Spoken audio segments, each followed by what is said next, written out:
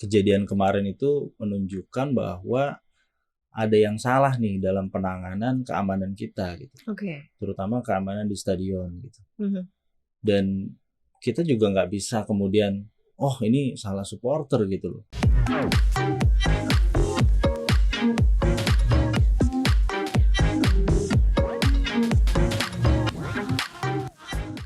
Hai Sobat Cuan, selamat datang di podcast Cuap Cuap Cuan. Hari ini hari Rabu, ada koneksi, konten, Ekonomi, seksi. Sudah ada yang spesial di sini yang ditunggu-tunggu sekian lama, tau gak sih, untuk bisa masuk di podcast Cuap Cuap Cuan. Cari jadwalnya susah banget ya. Lebih susah daripada RI1 atau RI2 mungkin ya. Parah banget, sibuk banget ya akhirnya. Tapi untuk membahas topik yang ini, beliau langsung bersedia. Yes ya. Hari ini ada Maria Katarina dan juga ada Mas Muhammad Iqbal di sini. Managing Editor Newsnya CNBC Indonesia nih Sobat Cuan ya. Ini perkenalan nih buat Sobat Cuan, dan ada Ibu Inta di sini ya. Favoritnya Sobat Cuan nih, produser CNBC Indonesia TV. Oke, kita akan bahas sesuatu hal yang cukup sedang jadi highlight ya di beberapa pemberitaan di media, dan cukup mendatangkan duka yang mendalam. Dan kami juga keluarga besar Cuap Cuan mengucapkan bela sungkawa yang amat sangat teramat dalam untuk para korban, anak-anak, adik-adik kami karena kerusuhan di Stadion Kanjuruhan waktu menonton pertandingan Arema dan juga Persebaya. Ya, ini sangat menyedihkan karena kita tahu bahwa sepak bola ini kan olahraga rakyat ya. Betul. Semua kayaknya dari pemersatu bangsa juga. Betul. Kita tahu nggak sih kalau nonton sepak bola yang nggak ngerti sekalipun tuh bisa ikut hype-nya gitu nggak sih? Benar. Mas Iqbal, dan ini agak-agak membuat membuat sedih gitu ya, karena kejadiannya di hari Minggu juga. Betul. Gitu kan. Jadi makanya dan cukup mengkhawatirkan ya sebenarnya. Banyak hal-hal yang seharusnya jadi pembelajaran. Kalau misalnya dari aku sih setuju ya, katanya Ridwan Kamil, kalau misalnya nih olahraga sepak bola bukan sepak nyawa. Betul. Jadi kalau misalnya ada yang menang, harusnya saling sayang lah, bukannya saling tendang. Dan pertemuan antara Persebaya dan Arema ini kan juga bukan yang pertama sebenarnya ya, dan sudah sering sekali. Tapi entah kenapa begitu ya untuk kejadian di tahun 2022 ini. Nah, tanpa menghilangkan rasa duka yang mendalam itu ya, kita akan coba melihat sebenarnya, sekaligus mungkin membantu juga Sobat Cuan untuk melihat nih industri sepak bola kita ini sebenarnya seperti apa sih. Kalau Mas Iqbal sendiri melihatnya apa sih begitu ya, mungkin yang bisa jadi evaluasi gini dengan adanya kejadian kemarin ini. Ya tentu kejadian kemarin itu kan di luar dugaan ya, karena memang bahwa rivalitas Arema dan Persebaya itu memang ya bertahun-tahun ya, kita udah tahu gitu. Atau itu kan selayaknya Persija dan Persib ya. Jadi memang untuk sepak bola nasional sih itu ya rivalitasnya itu bukan cuma di dalam lapangan gitu, tapi sampai ke luar lapangan gitu. Tapi memang kejadian kemarin itu menunjukkan bahwa ada yang salah nih dalam penanganan keamanan kita gitu. Terutama keamanan di stadion gitu. Dan kita juga nggak bisa kemudian ini salah supporter gitu loh. Karena supporter itu, kalau mungkin Maria atau Inta juga udah mungkin ngelihat bahwa ada yang supporter turun ke lapangan, dia minta, "Pak, nih jangan ditembakin gas air mata" gitu loh. Jadi memang penonton pun itu yang turun ke lapangan itu mereka komplain kepada pemain. Jadi mereka berdialog di situ. Jadi misalkan ada supporter yang komunikasi dengan salah satu pemain Arema, John Alvarizi. Jadi cuma nanya, ini kenapa sih performa kalian tuh menurun gitu. Puncaknya dikalahkan oleh Persebaya yang mana rival satu provinsi lah istilahnya gitu. Derby Jatim kalau orang bahasanya gitu. Ini fans ya padahal ya. Fans dan dilayani idolanya gitu ya. Dan dilayani John Alvarizi ya, mereka semua menjelaskan gitu. Cuman ketika entah gimana cara ceritanya gitu ya, ada yang mulai jadinya ya chaos jadinya gitu. Dan polisi nggak mau pikir panjang, langsung menembakkan gas air mata. Ya udah, semuanya kan mungkin kita belum pernah ya kena gas air mata ya, tapi itu rasanya nggak enak lah. Panas gitu panas di wajah, mata pernah sih waktu itu liputan demo sih ngerasain. Jadi harus pakai odol gitu ya. Odol pasti. Dan itu kan situasinya adalah yang aman itu, kenapa sih kalau misalkan stadion di luar negeri itu orang itu kalau ada gas air mata atau apa, dia kan tempat idealnya atau gempa misalnya, dia idealnya kan lari ke tengah, ke lapangan. Karena secara struktur kan di tanah gitu kan aman. Tapi ini dia harus kemana gitu. Akhirnya ya kepanikan misalkan di gerbang di gate 13 itu gitu.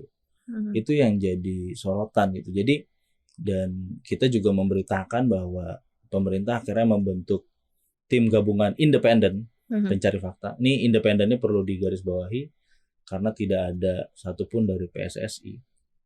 Dan kita berharap sih dalam waktu kerja kemarin itu Pak Mahfud bilang Presiden minta 1 bulan, itu udah selesai, termasuk rekomendasi. Ya kita harapkan sih setelah ini persepak bolaan kita ya bisa jalan dan lebih baik sih. Dan gak ada lagi kejadian model begini sih. Sekarang kan pemerintah udah resmi menghentikan Liga 1, Liga 2, dan Liga 3 sampai waktu yang tidak ditentukan. Betul. Sebenarnya cukup menghormati kondisi yang duka dan mengkhawatirkan secara keseluruhan untuk industri sepak bola kita ya. Jadi harusnya jadi lebih sehat dengan TGIF. Sama-sama sampai dengan batas waktu yang tidak ditentukan. Sampai batas waktu yang tidak ditentukan. Itu menurut saya sih keputusan yang tepat ya ketika Presiden pun sampai turun gitu. Dan untuk tim ini yang ditunjuk dan memimpin tim itu adalah Pak Mahfud sebagai Menko Polhukam. Artinya saya melihat ada keseriusan dari Presiden ya untuk menuntaskan. Ini kan pasti dia harus mencari siapa yang bertanggung jawab gitu kan. Apakah panitia pelaksana, isunya kepolisian misalkan sudah minta tolong mainnya 3:30, jangan main jam 8 malam misalkan. Tapi ternyata panitia menolak dengan alasan mungkin ada rating televisi segala macam. Banyak banget yang mungkin ada, kalau kata Prof Mahfud kemarin, ada kaitan mungkin juga dengan bisnis, dengan ini terlalu ruwet lah istilahnya. Makanya kalau melihat komposisi tim kemarin itu menurut saya sih saya apresiasi sih karena semua ada di situ. Dari sepak bola, ada mantan pemain sepak bola Mas Kurniawan misalkan, terus dari Save Our Soccer komunitas itu sepak bola Pak Akmal Marhali gitu ya. Terus juga ada Pak Laude M. Syarif mantan wakil ketua KPK. Jadi orang-orang tim hebat ini ada di situ. ada Prof Renal Kasali juga. Jadi ini bukan kaleng-kaleng lah menurut saya sih. Jadi saya benar-benar waktu saya nulis itu saya juga berharap banget sih. Ini hasilnya tuh bakal keren banget, dalam artian keren tuh konkret gitu loh. Jadi nggak cuma sekedar rekomendasi yang normatif ya. Kalau tim-tim gini kan biasanya merekomendasikan apa gitu. Saya sih berharap nanti kita tunggulah 1 bulan rekomendasinya itu benar-benar detail gitu. Kalau kita bicara mengenai industri sepak bola di Indonesia nih seperti apa sih? Mungkin yang Mas Iqbal juga udah lihat ya. Karena belakangan kan sempat ada hype tuh akuisisi beli klub bola, betul. selebriti gitu ya. Di satu sisi kita kayak wah ada futures yang oke nih untuk para pemain sepak bola. Ada kesempatan mereka juga untuk bisa tanding di luar gitu kan, karena mungkin investornya gede, apalagi selebriti gitu ya. Mereka punya punya dana yang juga mereka dari sisi bisnisnya juga mereka lihat, dan kesejahteraannya juga untuk para pemain juga akan ada.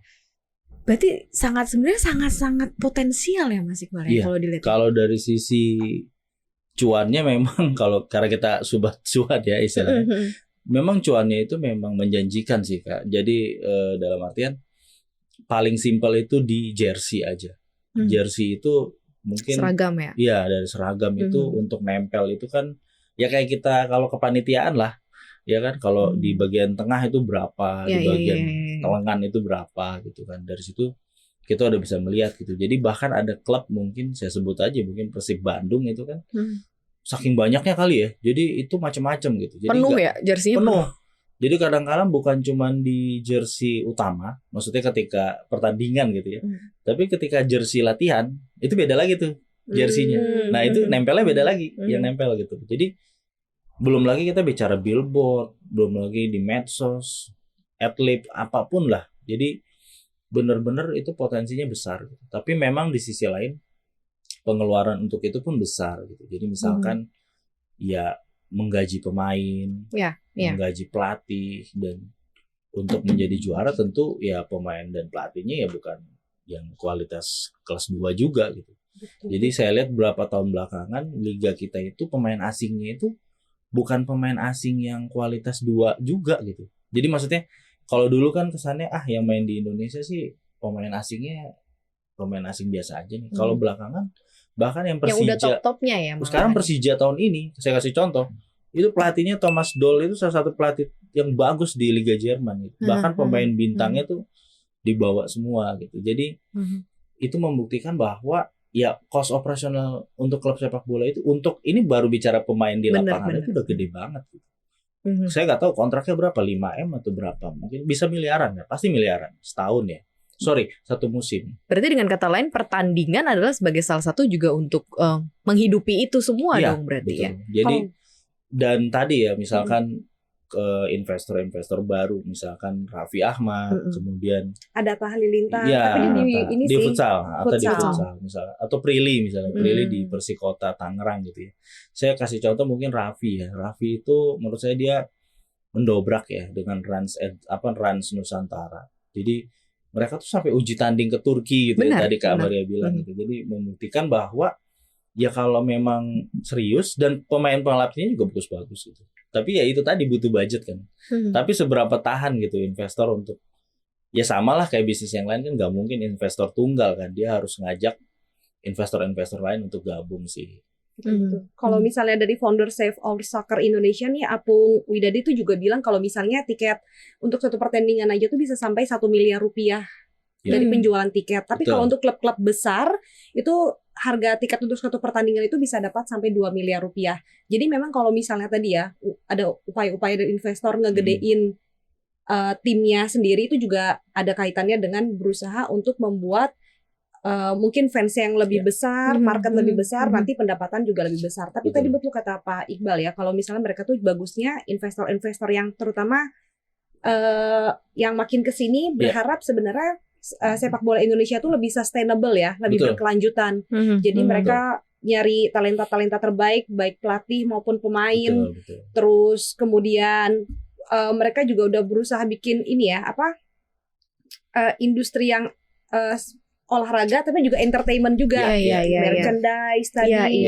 Kemudian tadi juga bisa ada pertandingan-pertandingan persahabatan yang nggak harus liga besar, tapi yang kecil-kecil itu kan juga mendatangkan tiket-tiket lainnya ya. Iya, belum UMKM ya. Iya benar-benar. Yang paling kecil-kecil sih, yang paling bakso gitu ya, yang jualan minuman dingin ya, Starling gitu bener ya. Kalau di kayak di Malang gitu, maksudnya kayak di Kanjuruhan kan ya dia kabupaten ya. Dan emang hampir setiap kali pertandingan bola tuh tiket selalu terjual habis ya. Selalu terjual habis sih. Tapi memang yang jadi persoalan kayak misalkan case yang di Kanjuruhan kan, Pak Mahfud juga udah bilang ya tiketnya berlebih gitu kan, dari 30 over daripada kapasitas stadion. Over capacity gitu. Tapi saya mencoba memahami apa yang di benak panitia pelaksana ya, mungkin karena udah 2 tahun kosong kan Maria, jadi Inta, jadi ya karena pandemi kan ya nggak ada sepak bola waktu itu, bahkan liganya pun ya tanpa penonton. Itu kan artinya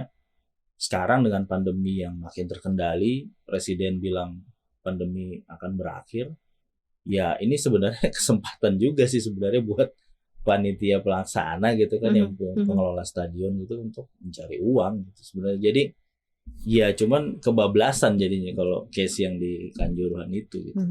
Sekarang kita dihadapi dengan berbagai macam hal gitu ya, termasuk tadi kan Liga 1-nya udah dihentikan ya. Liga 1, Liga 2, dan 3. Ya. Kemudian kita masih dihadapkan dengan apakah ini akan disanksi oleh FIFA ataukah tidak gitu ya. Ini akan seperti apa nantinya next? Karena kan tadi kita udah bicara mengenai industrinya, kita bicara banyak sekali orang yang kemudian bergantung sebenarnya terhadap industri ini gitu kan. Dan efek kalau FIFA kemudian memberikan sanksi nanti akan gimana gitu ya. Sekaligus mungkin tim yang spesial ini, tim yang pencari fakta yang khusus ini pun nanti menemukan hal-hal yang kita berharap hasilnya sangat menggembirakan sebenarnya untuk pesepak bola Indonesia. Kalau sanksi FIFA sih ya tentu kita tidak berharap ya Maria ya, karena kalau misalkan sanksi FIFA itu dia cuma nggak berlaku ke masalahnya, dia berlaku sampai tim nasional.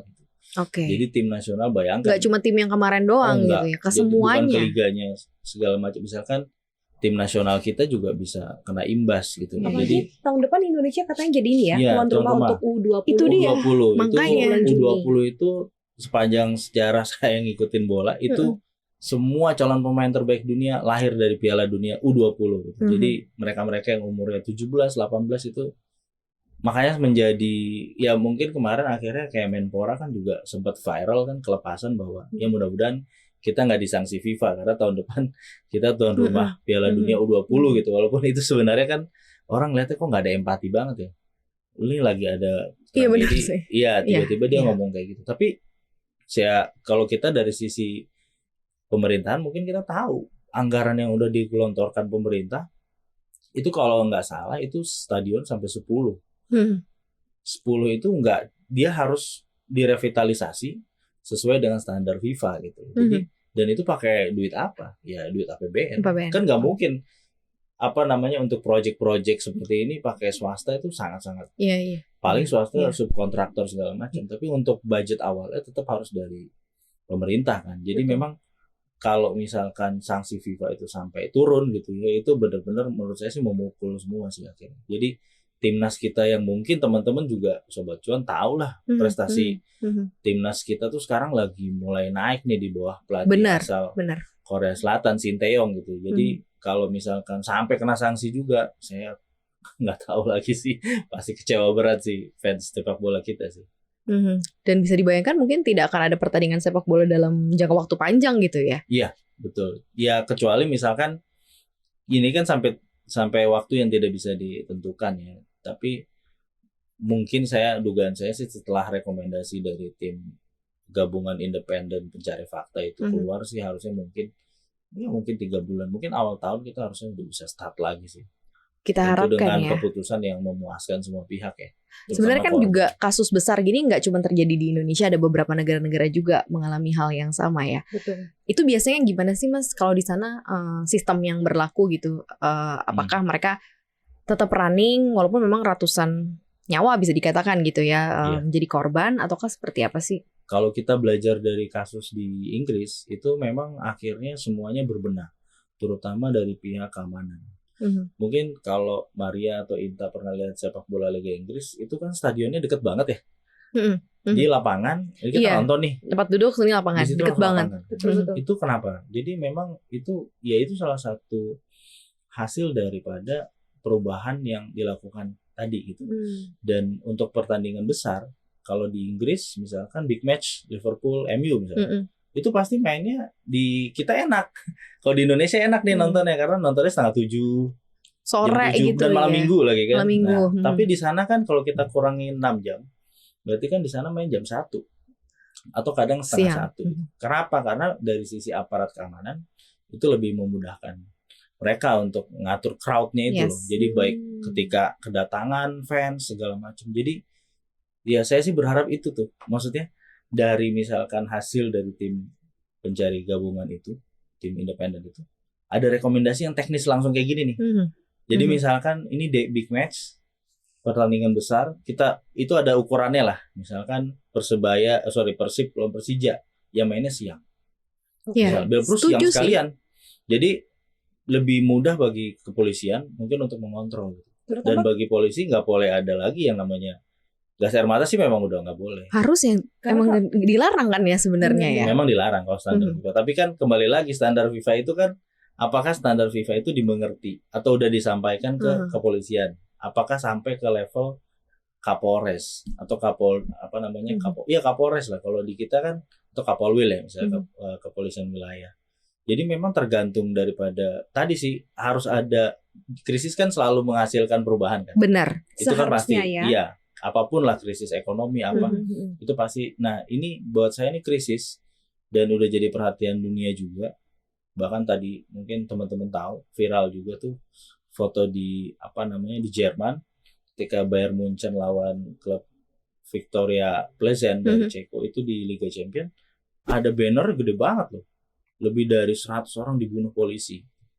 Itu bayangkan gitu loh. Maksudnya sampai sebegitu besar atensi dunia terhadap peristiwa di Kanjuruhan itu. Jadi mudah-mudahan sih sepak bola kita ya itu tadi, minimal dari sisi yang tadi tuh, dari sisi kapan waktu mainnya, aturan dengan misalkan medianya gimana, broadcasternya gimana, itu segala macam. Mungkin nanti harusnya udah bisa lebih teknis sih. Kalau misalnya memang sepak bola bisa lebih ramah untuk semua elemen, terutama usia, anak-anak, bukan cuma orang dewasa itu lebih baik ya. Misalnya tadi jam yang dipilih lebih Siang ramah hari, buat atau semuanya, sore hari. agar sepak bola ini jadi Betul. punya bersama. Mhm. Dan Mhm. sebenarnya kalau yang tragedi Kanjuruhan ini kan kita udah bisa bilang nih tragedi kemanusiaan ya. Pasti. Jadi ya faktor-faktor sosial, budaya itu juga dimasukkan ke dalam industri Iya, iya. sepak bola ini. Banyak yang harus dipikirkan sih. Benar. Jadi Kanjuruhan jadi tragedi terakhir. terakhir Ya. dan kita Jangan sama-sama ada jaga Betul. sepak bola kita ya. Kita melakukan ini dan membahas ini Sobat Cuan karena memang kita begitu cintanya sebenarnya sama industri sepak bola tanah air. Betul. Dan kita merasa yakin bahwa kita punya banyak bibit-bibit unggul pemain sepak bola dan Iya. sepak bola kita pun dilirik sebenarnya oleh banyak negara gitu ya. Iya. Jadi ayo sama-sama gitu ya yang mendengarkan podcast kita hari ini, sama-sama kita berbenah bukan hanya dari sisi institusi gitu ya, tapi mungkin kita as a personal, as Iya, fans, iya, dia nggak setuju sih, banget bener sih. kan? Ya harus ikhlas sih menerima kekalahan dan kalaupun menang ya nggak usah sombong atau gimana sih. Itu Ya. memang susah sih untuk itu ya, itu butuh proses bertahun-tahun sih untuk itu, tapi itu harus mulai sih, benar sih. Karena gimana pun sepak bola itu juga jadi kayak identitas ya. Seperti apa yang diperlihatkan Betul. di aktivitas sepak bola itu adalah identitas Indonesia. Betul. Kita tunjukin memang kalau misalnya identitas kita adalah yang terbaik Betul. dalam sportivitas Betul. terutama. Ya, terima kekalahan dan support terus yang menang gitu. Jadi Betul. makanya berbenahnya dari level kita deh sampai mungkin institusinya nanti kita serahkan kepada mereka-mereka yang memang sudah Ya. Sepakat. pas ya di bidangnya masing-masing. Thank you ya Sobat Cuan udah mau denger sama-sama gitu ya. Ini kayak setengahnya memang kita curhat sekaligus juga kita memberikan rasa simpati bela sungkawa yang juga besar gitu ya untuk para keluarga yang tadinya anaknya mungkin cuma pamit mau main Iya. bola gitu ya, tapi ya kemudian tidak kembali ke rumah dan itu pas pagi itu gue denger berita itu langsung merinding sejadi-jadinya gitu. Iya, dan beberapa itu Nggak bisa kan ngomong anak-anak apa-apa. SMK ya. Iya. Kalau dilihat SMK 2 Malang, SMK ada berapa ucapan duka yang itu benar-benar sih. Jadi dan mereka ini kan ngefans Iya. ke Arema memang ya keluarga ya. Mm-mm. Dan rata-rata tuh Mm-mm. ya suami istri ya pasti senang Arema ya udah pasti Anaknya ikut anaknya juga. Arema gitu. Dan ini itu pun kemarin kan juga nggak ada fans dari Persebaya loh. Maksudnya Surabaya nggak ada yang datang gitu. Jadi sebenarnya sih dari sisi keamanan sih harusnya sih nggak ada isu ya harusnya.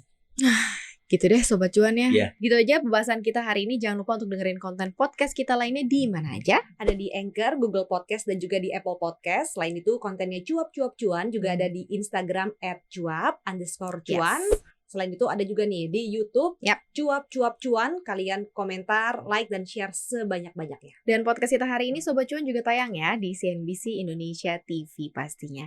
Terima kasih untuk Sobat Cuan. Sehat-sehat terus ya. Maria pamit. Iqbal pamit. Dan juga Inta pamit. Bye-bye. Sampai jumpa. Bye.